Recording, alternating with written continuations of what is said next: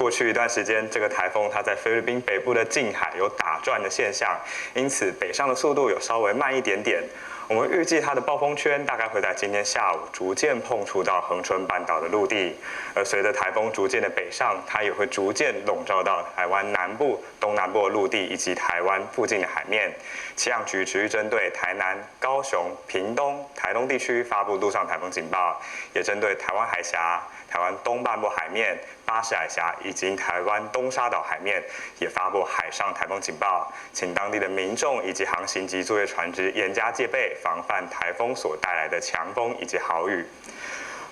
台风目前是在台湾的南方哦，所以因此台湾这边是比较盛行偏东风的形态。我们可以看到非常强的东风，把大量的水汽从台湾东边的外海推向台湾陆地。因此，迎风面的东半部地区，从昨天晚上开始就出现了明显的降雨，有些时候时雨量还蛮大的，像花莲的吉安在今天清晨时雨量一度来到60几毫米，这是属于短延时的强降雨现象。而其他地方在最近这几个小时时雨量也大概在20毫米左右。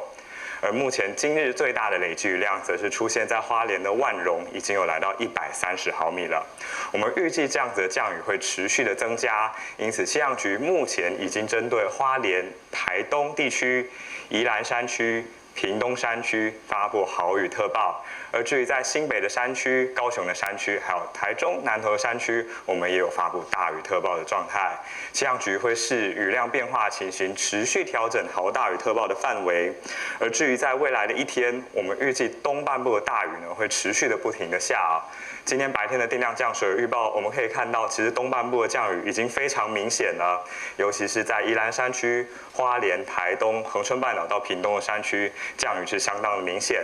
而这个状态一直到今天的入夜，并不会趋缓，甚至会因为台风更加靠近，雨势会更加的转大。而至于西半部地区的话，虽然雨势不像东半部地区这么大，但是也会有局部性的短暂阵雨的机会。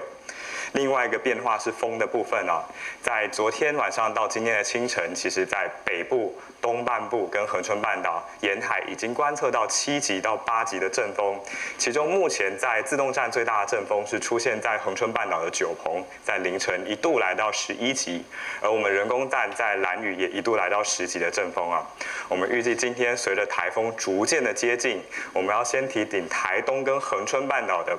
地区的部分，随着台风暴风圈逐渐进入，在今天会开始出现9到10级的强阵风啊，而且风势呢在越晚是逐渐的增强的情形。而另外在一些地形效应的影响底下，在北部地区以及在海峡西边的金门以及马祖，也可能都会有9级甚至是10级的强阵风出现。另外在大台北也会有间歇性的阵风发生了，所以在这些地方的朋友外出可能要留意一下强阵风所带来的影响。另外浪的部分也增强得非常的迅速哦，在今天在兰屿的浮标最高浪高已经来到了7米了，台东浮标也有来到5米左右。其实东海岸的浪高普遍都蛮大的，而我们预计到了今天晚上，在整个东半部甚至在西南部的海域上面，浪高都会来到6米以上，其中在台东、恒春半岛甚至会来到7米以上啊。所以在这一段时间，其实前往海边活动已经是建议是避免的状态。而除了风跟雨的影响之外，在背风面的西半部反而是要留意高温啊，因为台风带来的沉降的效应的影响啊，所以在桃园到台南以及金门地区，今天会有36度以上的高温出现，其中在台中、彰化、云林和金门，甚至可能会有38度的温度出现啊，所以在今天中午外出反而是要留意高温的部分。最后帮大家做一点总整理哦。今天随着台风逐渐的接近我们，暴风圈在下午就会来到恒春半岛的陆地，台东、恒春半岛今天风雨会是越晚越强的状态。而在东半部则是要留意迎风面可能会有豪大雨出现，